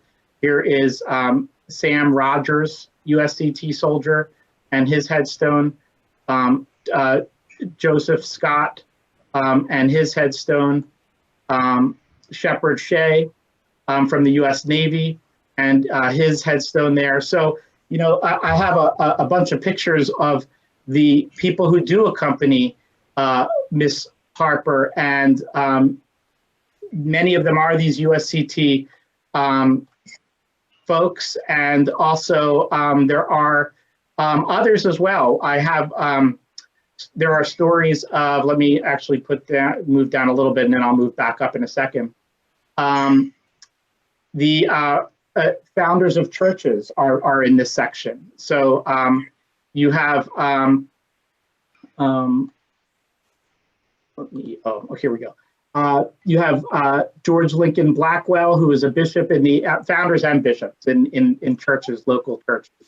Or regional churches, the bishop in the AME Zion Church, and also nationally known bishop. And here is a picture of George Lincoln Blackwell and his wife with him, who's also on the stone, Annie Blackwell, as well, and was a significant figure in Philly African American circles, women's club circles, sorority clubs, benevolent societies, and literary societies. So she's involved in those. There are others as well. Let me see if I also have another picture here of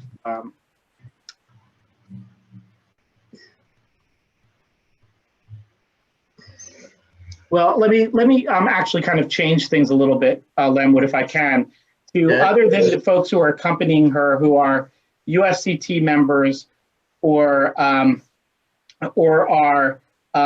reverends or anybody, really anybody doing anything. And at the very end of the slide, I will have a picture of two escaped enslaved individuals who came to Pennsylvania, Chester County, or Chester, Pennsylvania, and also, and then their son, William Ridley, who becomes a huge lawyer. It's Martha Jane Parham and Cornelius Ridley, her husband and wife couple. Other than those amazing stories and the religious stories and just every citizen imaginable, there are plenty of stories of abolitionists. Now, some of them are not buried in the actual John Brown section, but this is the home, Eden Cemetery, of William Still, who is buried in the Lebanon section of the cemetery, right adjacent to John Brown. This is the home of Stephen Smith and William Whipper. So here is Stephen Smith, and here is Stephen Smith's headstone in the Celestine section. Even though he was in Olive Cemetery, he chose to be buried in Celestine. Here is the headstone of William Whipper, who is in the Olives. I'm sorry, Steve, I got that background. I'm sorry, wrong. Stephen Smith, the founder of the Olive Cemetery, and he decided to be buried in the Celestine section. Here is William Whipper headstone, he also died when he died in 1876, was buried in Olive Cemetery and then reinterred out at Eden at Olive. Both of those gentlemen, both of those abolitionists were connected to Harper. They were connected to John Brown. When John Brown came to the city, he stayed in the home of Stephen Smith. He stayed in the home of Thomas J. Dorsey, who's also buried at Eden Cemetery. So just the connections are just so incredible here. They're just so amazingly rich. And of course, this is the same Stephen Smith and William Whipple who Henry Watson from Chambersburg sent O. Perry Anderson on to William Goodrich, sent them on to Smith and Whipple, who sent them on to William Stills. So many of these people wind up in your yes, millionaire Lancaster lumber magnates, right, who use their trains to get people to Belmont Mansion and Belmont Hills as well. I mean, that's, one of the routes. Friends with William Still, friends with Jacob C. White and Jacob C. White Jr. and Francis. And, the circle is a close-knit but strong circle. And it it's significant in terms of anti-slavery efforts, Civil War efforts, connections to John Brown, literally, not just figuratively, hosting him in his home when he's trying to recruit individuals in 1858 and 1859 with Thomas Dorsey was 1859. Stephen Smith, he was there. John Brown was there with his son in 1858. Frederick Douglass and Henry Highland Garnett come up to Stephen Smith's home to join that meeting. Here is a picture of Stephen Smith's home this is his Cape May home. So this is actually not where they met. This is, kind of connected to other imagery of Stephen Smith here. But Stephen Smith at his home, 9th and Lombard Street in Philadelphia, they are meeting there. William Whipper, again, has a state marker as well in Philly and is at, I think 919 Lombard Street here. Is with his address. One of the things I wanted to mention, Lenwood too. Well, two things, because I don't want to go too out of order here. I've been kind of jumping around a little bit. I wanted to just show a before and after picture of Harper and her friendship with Brown, and also with his wife Mary Ann Day Brown too.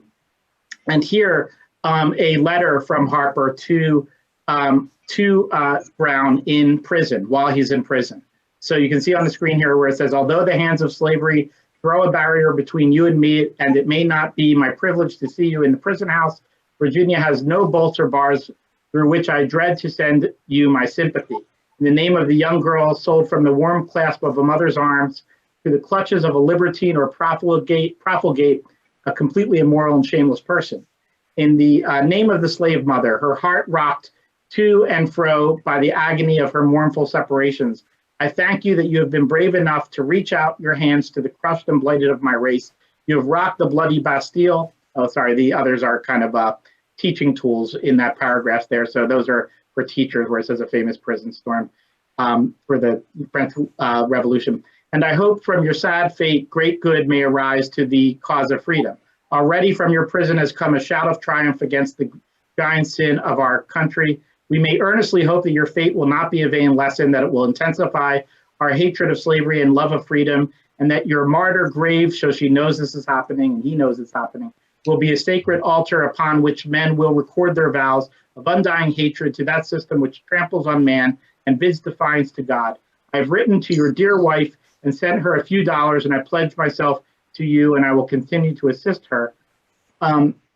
So incredibly powerful letters and correspondence and a relationship between Harper and Brown, and Harper and Brown's wife. And here is just a letter of to Miss Brown talking about her sympathy, Harper's sympathy for Mary Ann Day Brown after the execution of John Brown here.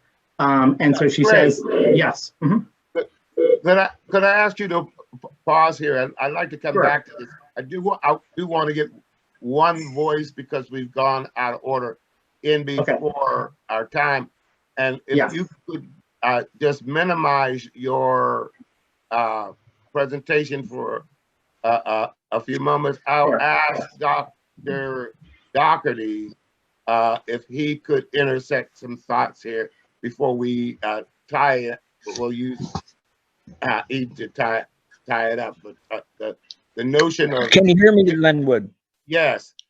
This is the question of the notion of if Brown had succeeded, his intention was to retreat through the South Mountains and through the Appalachians. And if you'll just connect that piece, then we'll go back to the culmination of all these people in the same Congress at death as they were in life. But Jim, welcome. I'm sorry for the technical question, but would you talk briefly, Jim, about your work in Indiana and in the South Mountains, your connection to and your honoring of John Brown on a star on your trail, and maybe his notions of getaway?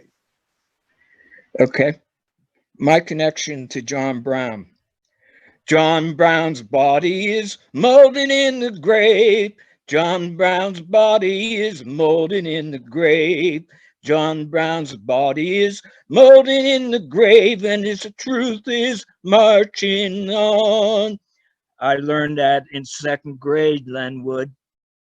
And I used to have open mics to raise money for my folk festival, and I would perform that song, and people wouldn't know who John Brown was or is.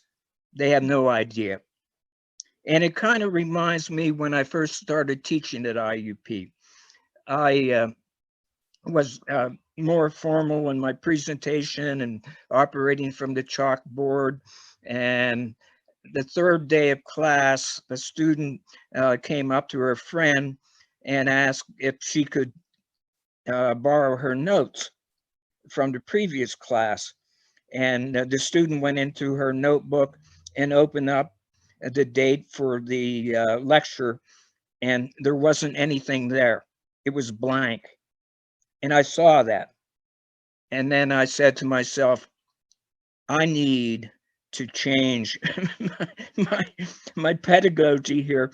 And so what I think we're dealing with is a population that is not that aware of many, as we know, many different things, but let alone what we're talking about here in a broad sense, and even in a micro sense as well. And so what I thought I needed to do was go back to basics and present my information on a silver platter. You have to present it on a silver platter. And that has been my approach. Sometimes it's boring, I know, and laborious, but you have to get it out. And also, we're in the world of education. One thing I recognized in my 30 years of teaching at IUP is we can't skip a generation. We have to continue to teach all the time. Otherwise, if we miss a generation, then we have a generation of illiterate people. So it has to be constant and ongoing. And the research has to be ongoing. We're always finding new information. So what I'm doing here in Indiana County, a lot of this is new. I'm inventing the wheel. I'm making it up as I go along. I'm finding information all the time about these various conductors on the Underground Railroad. Indiana County had over 90 conductors at one time. And they were concentrated in different areas. Most of the research in Indiana County has been on the Blairsville area, which is in the southern part of the county. But I live in the central part of the county where a lot of activity occurred, but it's not documented on the same scale. And tell us about the Blairsville insurrection. Yeah, there was a case where slave catchers came in and tried to abduct a person who was actually free, and tried to take him to Virginia. And then there were people that stopped him and stopped that whole process and protected them. But the Blairsville people have documented that. They have a wonderful map of downtown Blairsville, all the different sites. They have a walking tour. They're constantly trying to educate the public. It's like public history, which is a whole other area of education. And they're doing a wonderful job. There's a story similar to what happened in Blairsville. It happened in Indiana with a fugitive. His name was Anthony Hollingsworth, and he was a 12-year-old boy who was captured and by the slave catchers, and they wanted to take him back. And citizens rose up and stopped the process, and the judge ruled that since the slave catchers didn't have any official documentation, that the young man was free. And people took him away, and eventually Mr. Hollingsworth ended up in Windsor, Ontario, and later on Toronto, and apparently had a successful career. So there's many stories. There's all this resistance and vigilance societies in the mountains, in the Alleghenies and the Appalachia. How did these organizations connect, communicate, or link together as safe houses as people were moving into the mountains and beyond? Well, my sense of it is you had the abolitionists and those that were connected to the Underground Railroad. They had to maintain some sense of discreetness in the community. For instance, in the Indiana County, the Indiana County Sheriff in the 1850s, he was pro-slavery. And if there were slave catchers coming into the county, he would assist the slave catchers. He would go out into some of these outlying farms and try to re-snatch the runaways and bring them back. So on one level, those that were the abolitionists, people knew where they were, but at the same time, they couldn't go up and down Main Street and beat their chest and say that I am an abolitionist. They had to be discreet. So they weren't giving speeches in City Hall or standing in front of the church steps, or No, but they did have two newspapers. And also what we found is that a lot of the knowledge of the conductors, and as you know, with the Underground Railroad Network, there's an oral history to it.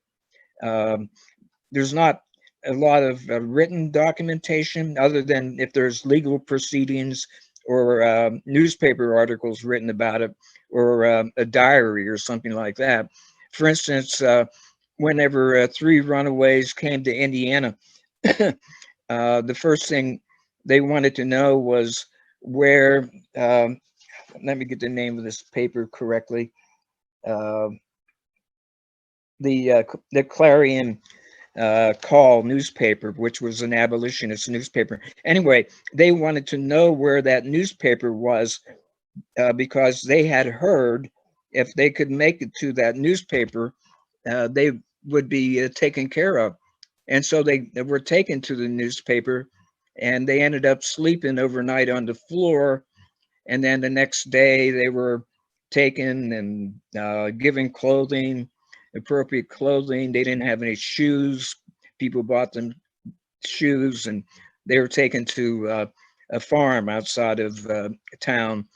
And the slave catchers tried to intern them. They tried to go and get them and bring them back to Virginia. It worked out for 3 of the runaways, but 2 escaped. So I think a lot of this is like the oral history of the time, the knowledge. How do you know that? A runaway coming to Indiana, Pennsylvania, and he's hiding out, behind a building, and he sees this a citizen, and he asks, "Do you know where that Clarion newspaper is located?" But he knew of the newspaper. Who told him that? How did he know that? And the word traveled. now, Jim, you and I have had a bunch of conversations that I wanted to share briefly with our colleagues, and we're going to run about 15 minutes over, friends, if you don't mind, because I'd like to get back to Craig for the recap of the consecration and preservation of the lasting resting places of these people connected with John Brown.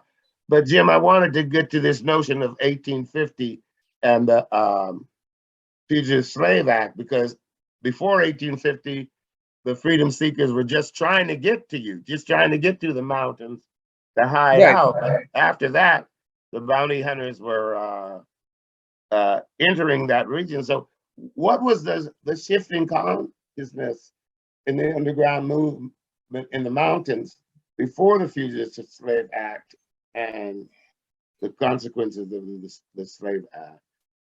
Well, one of the major events that had an impact on Indiana County was the abduction of the 5 runaway slaves at a farm that was owned by a prominent medical doctor in town by the name of Robert Mitchell. And he was an abolitionist since he's very progressive politically since the 1840s. And he was the founder of the 2 newspapers. And he had bought a large piece of land outside of Indiana and a farm. That's where he would have this runaways stay overnight and then pass them on, to the next conductor. So anyway, what happened was some abductors came in and they found these guys that had run away, and they brought them to the court. And ultimately what happened was they took Dr. Mitchell to trial, the federal court in Pittsburgh, and charged him to be in violation of the Fugitive Slave Act. And they ended up prosecuting him and bankrupting him. And he ultimately died a poor man. But anyway, what that did, as far as the 1850 Fugitive Slave Act in Indiana County, it kind of reinforced it in a new way. It's the first time it was ever tried as a test case that was directly related to Indiana County in the federal court in Pittsburgh. And I think it was also, Jim, the first time that many of the abolitionists, particularly the white abolitionists and well-placed abolitionists, suffered the consequences, the actual physical consequences of the federal law of being found guilty and imprisoned and bankrupted, and still sticking with this movement and being steadfast in the mountains. Let me ask you about your John Brown star that you Oh, okay. Yeah. For those that don't know, I'm the coordinator and founder of the Northern Appalachian Folk Festival. We normally think of the folk festival as just music, but our festival has that, but it's also educational. And we have what we call a Walk of Fame, where we induct people from the Northern Appalachian region that have made significant contributions in many different areas, such as education, the environment, human rights, public health, and so on. And last year we inducted John Brown, into our Walk of Fame. This is our 6th year for the Walk of Fame, and we hope to induct Hazlitt, Albert Hazlitt into the Walk of Fame this year. And so that was our big connection. And I'm finding that, of course, Hazlitt was with John Brown. He was with John Brown in Kansas. And of course, he was in Harper's Ferry and was hung along with the others in Charleston. And I'm finding that this Hazlitt, young man, grew up in an area that was located right where the farm was located, that was used by the medical doctor that was one of the probably the main conductor in Indiana County. And so there's some deeper connections to John Brown that I'm finding, and I have to just pursue it and document it more. I have a number of leads. I love your research spirit, Jim, and your sticking to the trail. You and I have had some conversations. I'd like to ask you to end by, I ask you, what does John Brown mean to you, and what part of his spirit or his work fuels your work, especially after retirement, when this is fashion work as well as scholarship? What does John Brown mean to you? Why should we care about John Brown, and what? Freedom. And of course, there's a myth about Brown as being insane and totally out of touch with reality. There's that. And then on the other side, there's this sense of a person who is willing to put his life on the line to emancipate others and advocate a society that was totally different than the kind of society that he was living in at the time of his life. You know, he was a visionary that had another worldview, and it was based on freedom and fairness and equality. And how has that fueled your work and your advocacy up there in the mountain region? Well, it's a schoolmaster for me. John Brown is my schoolmaster. You know, here's a person that put it out on the line, and we know what happened in the end, and it's an incredible story. I think it's something that we need to, you know, again, going back to education, you know, we need to have John Brown in our public school system. We need to have him in there. You know, from the kindergarten right on up through through college. Everyone needs to know John Brown. Everyone needs to know him. Well, you know, the technology got away from us today, but the source and the energy and the power. We had hoped to start with John Brown at Farm in Crawford, Jim, where he actually Yes. was a schoolmaster. And on Right. that farm in Crawford, Pennsylvania, he helped to spirit 2,500 Right. enslaved people to Canada. We then were going to move Right. to Ohio and Kansas, and Right. them slipping into Pennsylvania, into the mountains and down the South Mountain region, down the mountain to Chambersburg, and Right. on to his death and his destiny, and end with where are they buried now? And I'd like to ask all of my guests, and we'll go back to Craig at the end, and maybe he can bring some of his images back. But Carol, if you're nearby, tell us which of these men who were at John Brown Harper's Ferry are buried in the Ohio, Kansas, Lawrence region. Well, nobody's buried in Oberlin, I can tell you that, right?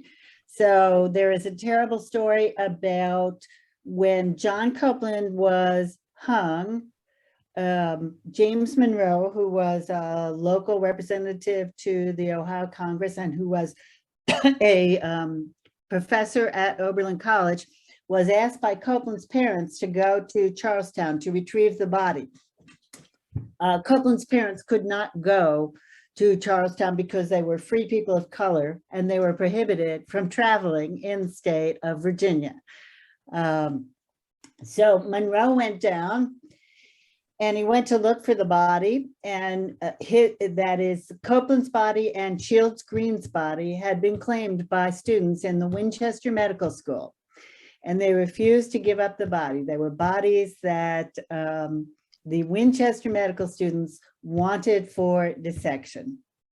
So no one is buried here. And we know that the body of Louis Sheridan Leary was originally put in a mass grave, and I believe it was moved to the John Brown burial site in upstate New York at some point in time. So no one's out here. And 3 of the men were interred from their burial sites in Virginia and taken to the Crawford farm and buried in a special, not really a cemetery, but a memorial site on John Brown's Crawford farm in northern Pennsylvania. Back to you, Craig. We know that there's a section of John Brown, and there were a number of people who were in the 6 degrees of separation with John Brown. Which of those abolitionists and Underground Railroad actors and vigilance resistance folks are in the Eden Cemetery? Yeah, I have one last slide. That's it. Just one slide to show, and it's a very famous picture that you know well, right? The call to arms after the or during the beginning of the Civil War. The men of color to arms, now or never. I have a very big here. Do you see it on the screen? I'm scrolling up and down. Do. Okay, I have it really big here. It's a little out of whack, but the reason is to show you some of the names on here. Obviously, the big names, names that met, national names, international names, names of individuals who met with Brown. Douglas met with Brown, of course, in the city, but here we go right below Douglas, William Whipper. Right next to William Whipper, in the next column, Reverend Stephen Smith. Over to the right, O.V. Caddo, Octavius Caddo, and his incredible life and story, and his monument down in City Hall right in Center City, Philadelphia. All buried at Eden. William Whipper, Stephen Smith, Octavius Caddo, Stephen Smith, his home again that John Brown and his son come to. We down here is J.C. White Jr., but there's also Jacob C. White on the far right here. Jacob C. White was the founder of Lebanon Cemetery, buried at Eden in Lebanon, at Lebanon Cemetery. I'm pretty sure J.C. White is, I'm not sure where Jacob White Jr. is. I think Marion Cemetery, but I'm not positive. But his father at Lebanon Cemetery, and then at Eden. The names are just, Henry Minton is on this list. Thomas J. Dorsey is on this list. This is where J.W. Simpson. I mean, it's incredible. I actually want to know, I think we need to do a inventory. How many of these folks are buried at Eden? It's got to be at least a third. I'm not sure if it's half or more, but it's another kind of really interesting kind of connection here, and to abolitionism, to Harper, to John Brown, to John Brown's legacy, to the naming of John Brown as a section at Eden by these 5 African-American founders who are naming John Brown one of the section names. So Craig, would you bring up that? I saw you had a picture of the monument. Would you bring up that? Yeah, let me pull that up too. Okay. And I'll close by just telling our guests who have not seen the monument, that will help me. Let me go back to 100% here. Okay. So here is where we started, Jim Doherty. We have Frances Ellen Watkins Harper handing William Howard Day back the 15th Amendment, with the gesture, stance, and attitude that A, I don't see myself in here anywhere, and B, there's still work to be done. We know that Francis Harper was a longtime friend of John Brown and accompanied his wife to retrieve the body. We know that William Howard Day was a student of John Brown. Moving left, we know that Jacob Compton had been a freedom seeker on the Underground Railroad, an agent, the driver for Lincoln when he escaped from Pennsylvania under the threat of assassination, and went on to become one of the first Grand Masters of the Prince Hall Masonic Lodge.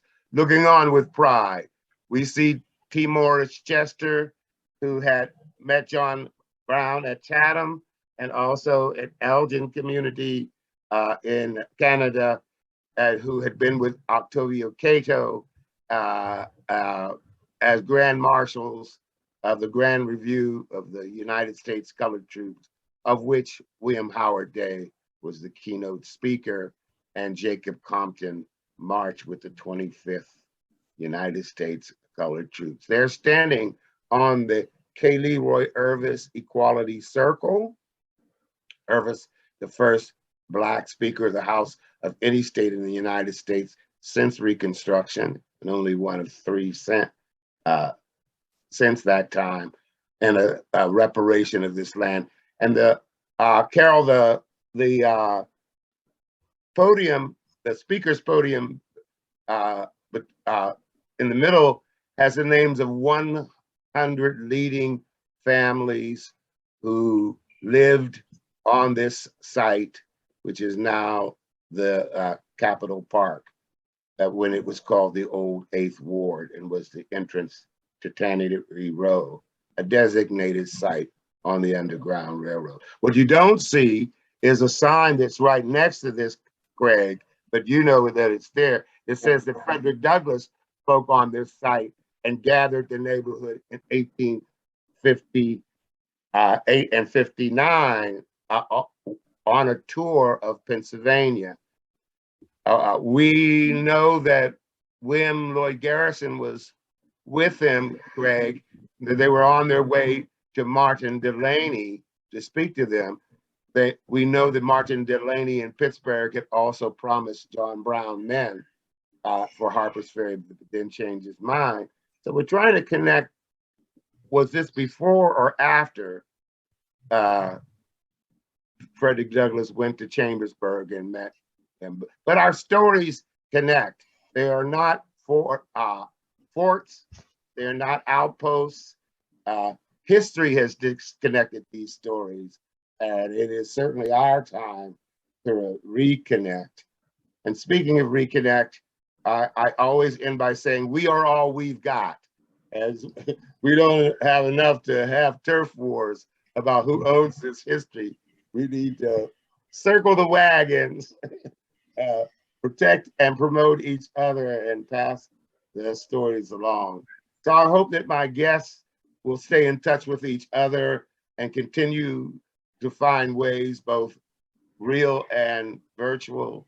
I hope that our participants who have been with us in the series, who have continuously forgiven me for going over the 6 o'clock hour, will come back when we open our next season in September. And I hope that you will all visit us at the Dauphin County Library System's new home, which will be the Thomas Morris Chester Research Center for Democracy and the Vote. Thank you all so much. Your comments in the chat room we'll leave open just for a little longer so that you can put your comments in the chat room. You know, we always post them along with the link to the YouTube for this conversation. Thank you, Anne. Thank you so much, Carol. Thank you, Craig. And thank you, Sheila, out there. Thank you, Brother Jim in the mountains. I hope you all will find ways and reasons to connect with each other. God bless you and have a healthy and illuminating holiday season.